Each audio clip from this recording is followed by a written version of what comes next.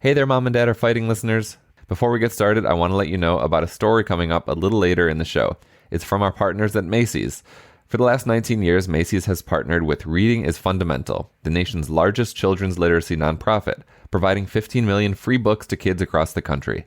From July 1st to 31st, you can support Reading is Fundamental by rounding up your Macy's in-store purchase or donating online.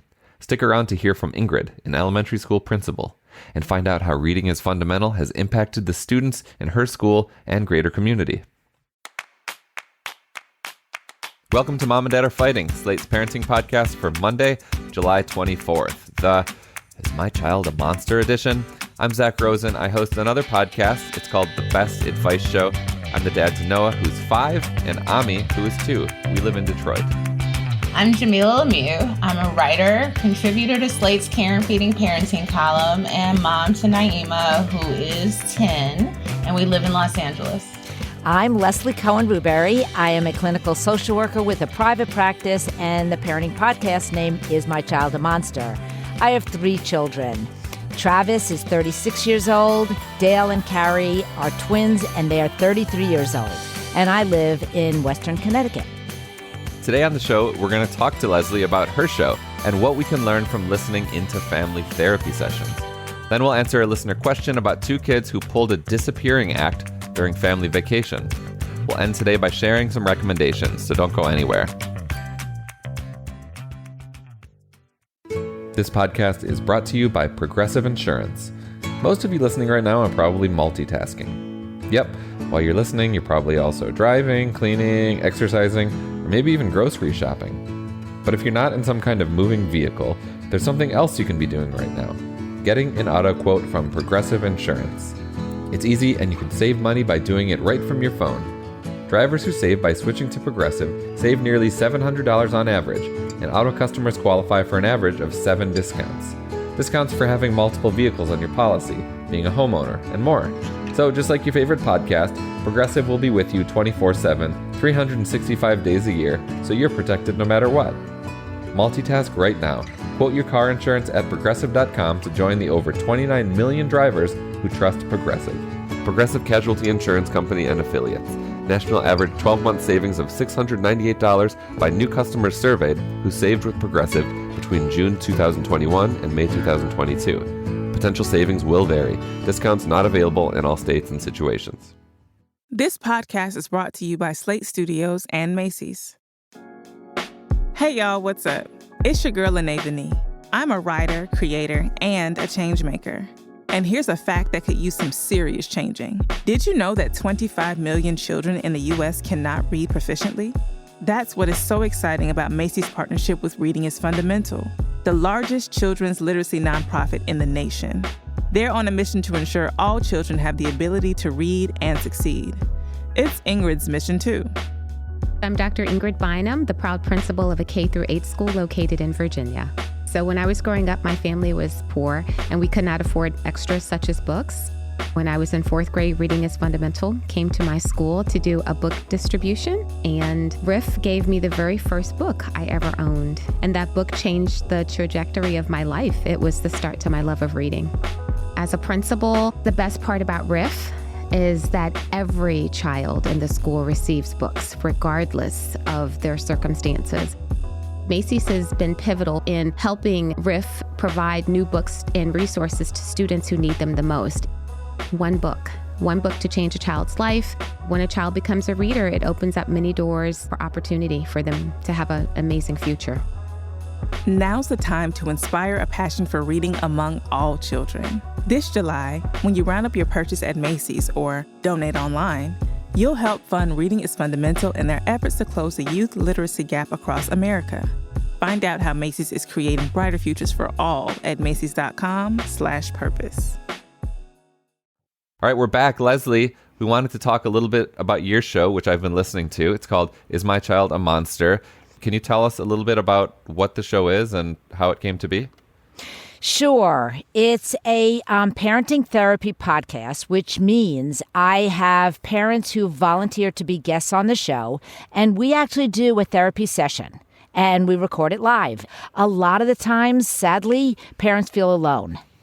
And I want parents to be listening to other parents. And the second purpose is to get the therapeutic advice and resources out to more families, make it more accessible. So therapy is recommended pretty frequently these days. I know we recommend it quite often on this show, but it can be intimidating if you don't have experience with it. And it can certainly be intimidating for children. Was that something you were thinking about when you created your show? Yes, there are a lot of reasons why people don't get to therapy. And I really also want parents to have an opportunity to hear this information without the financial and the time frame that makes therapy sometimes very hard. People are having a lot of difficulty getting in with therapists. I mean, it is not uncommon for someone to call me and say, I've tried 17 therapists. That's overwhelming. That's really tough. And so we need creative ways to get therapy, more accessible. You talk about giving practical advice on your show, and that's true. One thing that struck me, you say on your show that training a dog is like training a child. Is that true? Yes, because much of human interaction, just like animal interaction, is behaviorism. And so when I smile, a smile is a reinforcement, and whatever you're doing in that moment, you might repeat because I just smiled at you. If you're doing something and I make a face that looks more like an angry face, that might be a message and a behavioral prompt to get you to stop doing what you're doing. So animals read our faces and they read our behavior. They read our nonverbal language. So do children. And the thing is, I am amazed because I'm not a good dog trainer, but I am so amazed at watching a dog trainer work with the dog. They have so much respect for that animal. Well, a good dog trainer actually has the respect of the dog, and it's a mutual respect. They respect each other, and that is a major premise in the work that I do, is mutual respect for the child so that the child respects me. I believe it goes that way, whereas parents, a lot of parents say, my child doesn't respect me. And I make a funny face and I say, well, maybe we need to start with you respecting your child. So, dog training, animal training, there are concepts of what's going to reinforce, that behavior. A very common one is that parents, sibling rivalry, children fighting with each other, when they escalate, that's when parents go in the room. So if parents go in the room when they escalate, guess what? You're going to get more of that behavior. If you go in the room when they're playing nicely before they start fighting and say, well, it looks like you guys are building your things together, or it looks like you guys are playing this game together, and you reinforce that moment, they got mom's attention or dad's attention in the moment that they were doing something that you want them to do more of. That's behaviorism.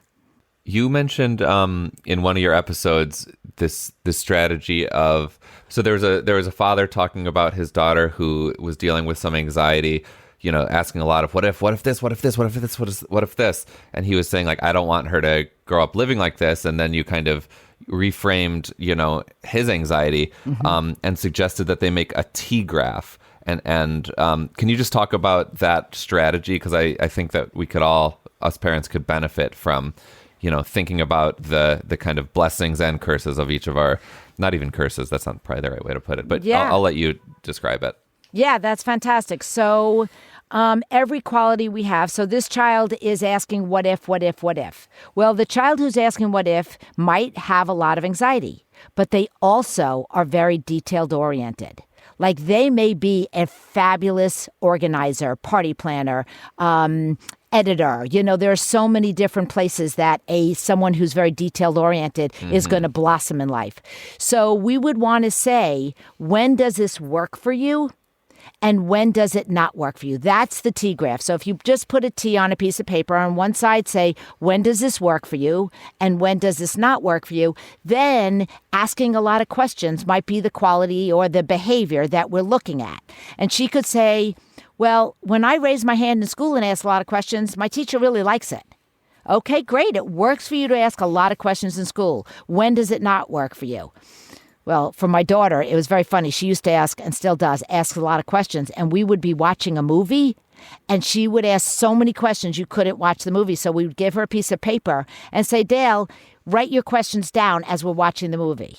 And so we just happened to find one that was 25 years old. We found all of her questions. And we tried to play the game, guess the movie that she was asking about. Really funny. But anyway, she... when does it work for you? When does it not work for you? So it doesn't work to ask a ton of questions while people are trying to watch a movie. And then you get away from the good and bad thinking. And then the child gets away from being shamed that, why am I asking so many questions? You're asking a lot of questions because you're detail-oriented, because you like predictable things. And that's one way for them to get to see that they're not good or bad, but that every quality works some of the time, or every behavior has its pluses and minuses. Yeah. Does that make sense? Yeah, totally. Yeah, it's a great one. That seems like a good place to end this conversation, and we'll be sure to link to your show, Leslie, Is My Child a Monster, in the show notes. Please check it out, and we will be right back to tackle today's listener question. This podcast is brought to you by Progressive Insurance. Whether you're driving, cooking, or doing laundry, Progressive knows the podcasts you listen to go best when they're bundled with another activity, much like how their Progressive home and auto policies go best when they're bundled. Having these two policies together makes taking care of your insurance easier and could help you save too. Customers who save by switching their home and car insurance to Progressive save nearly $800 on average. That's a whole lot of savings and protection for your favorite podcast listening activities, like going on a road trip, cooking dinner, and even hitting the gym. Yep, your home and your car are even easier to protect when you bundle your insurance together. Find your perfect combo. Get a home and car insurance quote at Progressive.com today. Progressive Casualty Insurance Company and Affiliates. National average 12-month savings of $793 by new customers surveyed who saved with Progressive between June 2021 and May 2022. Potential savings will vary. In theaters July 28th. Welcome to the Haunted Mansion. You ready to have your mind blown? We have 999 happy haunts, but there's room for more. We could be trapped here for eternity. There's no turning back now. Madam Yoda, we need your help. I can show you, but it will cost you $3. What? It's highway robbery. Who said that? Disney's Haunted Mansion. Rated PG-13. May be inappropriate for children under 13. Only in theaters July 28th. Get tickets now. Want to feel better, get more exercise, or quit tobacco? Prescription for Wellness can improve your health with personalized sessions based on your schedule. Our expert health coaches and care managers use proven techniques. It's free for UPMC Health Plan members and could lead to the results you want. For more information, visit upmchp.us/pfwellness. That's upmchp.us/pfwellness. We're back. Are y'all ready to hear the question? Mm-hmm. Dear Mom and Dad, I'm in need of some serious parenting advice.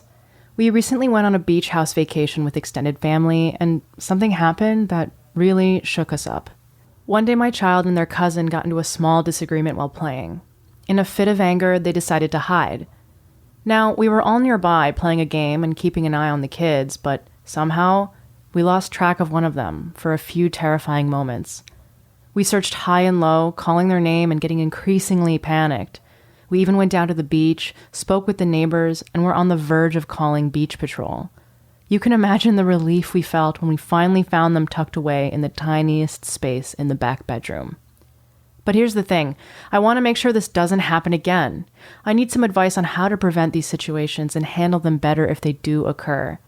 How can we encourage our child to respond when called, or better yet, avoid running away in the first place when they're angry or scared? We want them to understand the importance of staying safe and communicating with us, even in difficult moments. Thanks. Hideaway Houdini's mom. Leslie, what do you say? Oh, there's a lot here. I say, I get it. I hear how scary that must have been. You're describing a situation that if I were in your shoes, I'd feel really scared. I would be worried, where is my child, especially when you're at a beach, your beach vacation, and there's water. Of course, there's a danger. So I would start by saying I want to respect the fact that it's a scary situation. And Probably a little upsetting, not a little. I imagine probably upsetting for the child as well, because they're running away. They may be angry or scared. My guess is these are difficult situations for both involved. I do wonder, we are missing the age of the children here, and of the child and the cousin. And I think although that would be really helpful, we can certainly still speak to it even though we don't have that information. It is very different if it's a 5-year-old versus a 12-year-old. And Mom, I'd say you have every right to want to prevent this from happening again. But I'm sorry to say that as a therapist, we can't help with that. We don't have control over outcomes.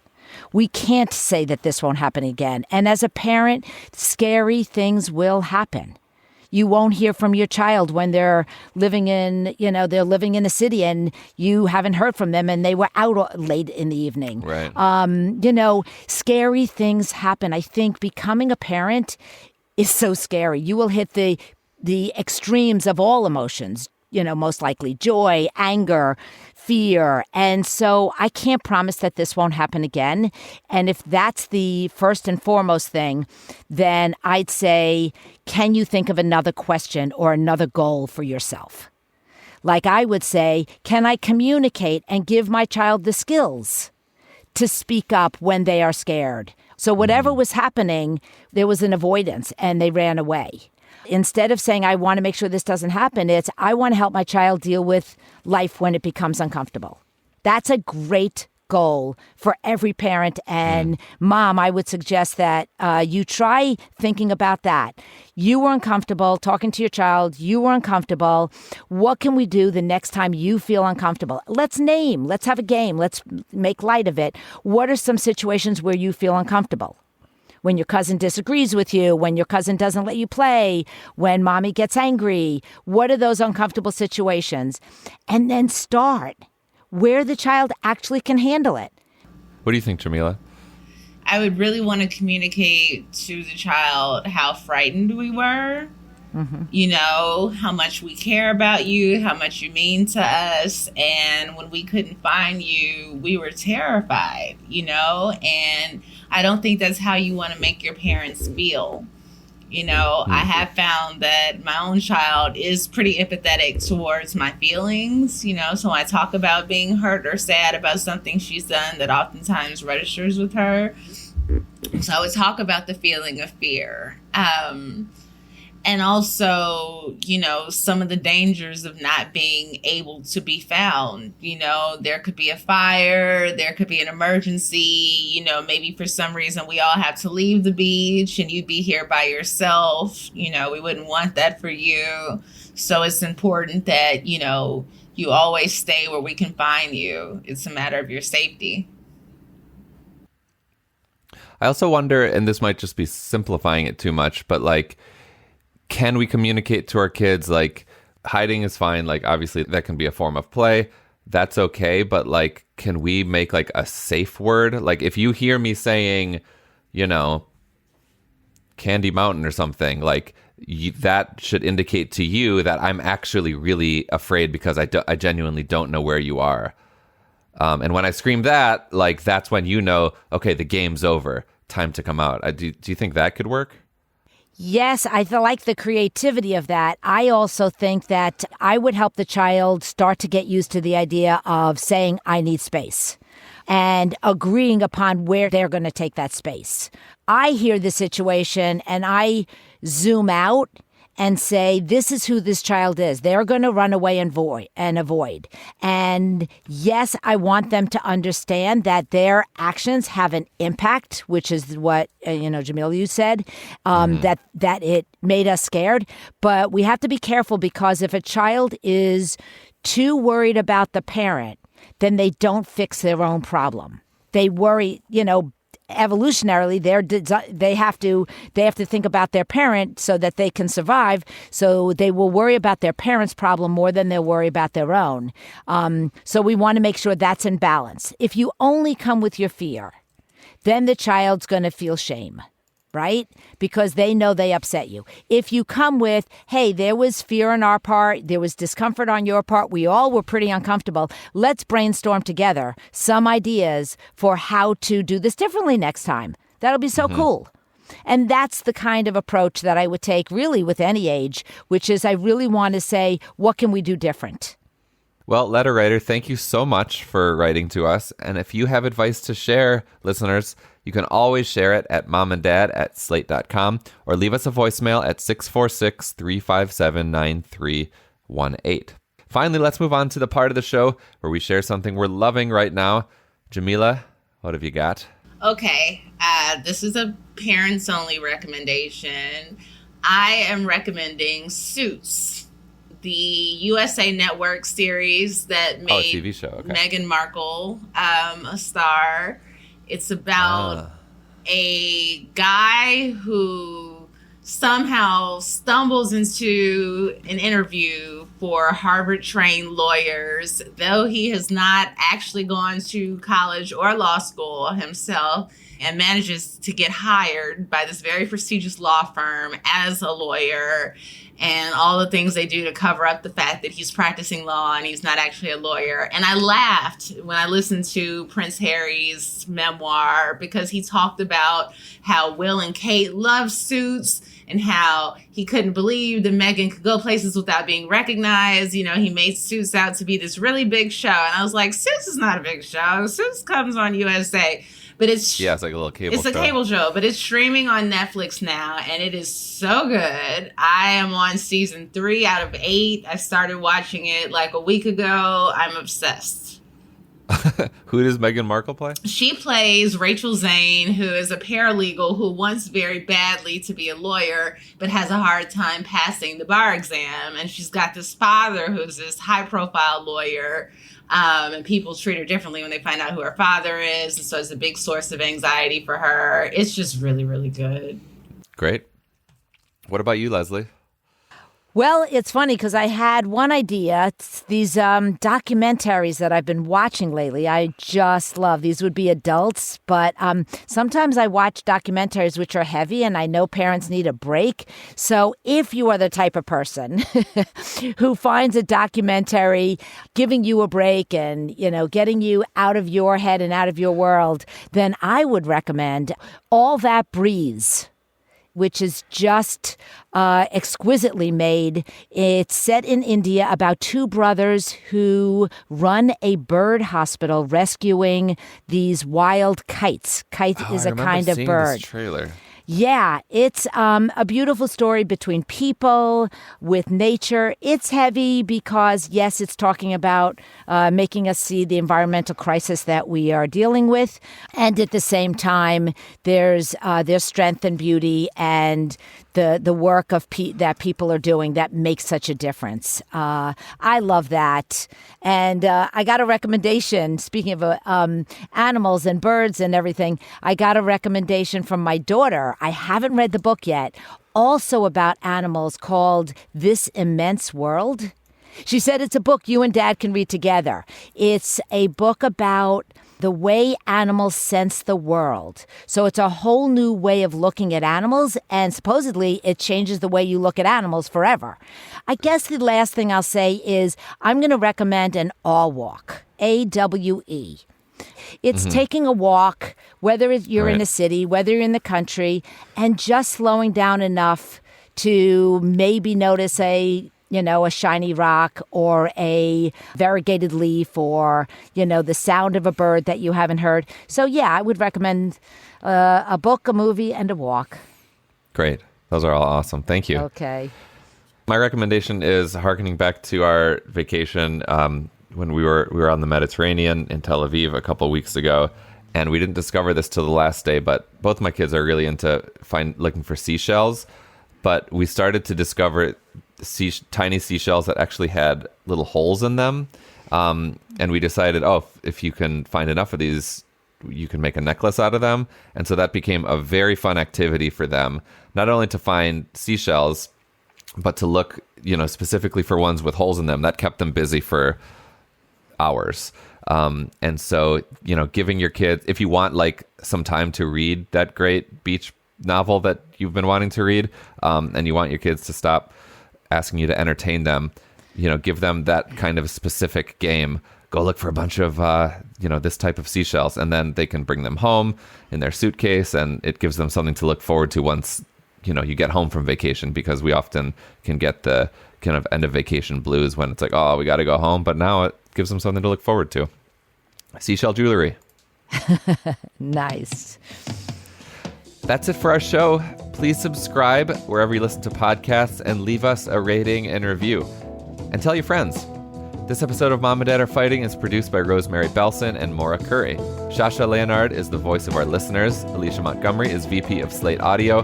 For Leslie Cohen-Rubury and Jamilah Lemieux, I'm Zach Rosen. Thank you for listening.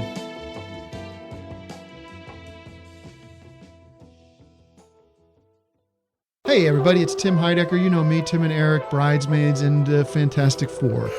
I'd like to personally invite you to listen to Office Hours Live with me and my co-hosts, DJ Doug Pound. Hello. And Vic Berger. Howdy. Every week we bring you laughs, fun, games, and lots of other surprises. It's live. We take your Zoom calls. Music. We love having fun. Excuse me? Songs. Vic said something. Music. Songs. Music. I like having fun. I like to laugh. I like to meet people who can make me laugh. Please subscribe. No.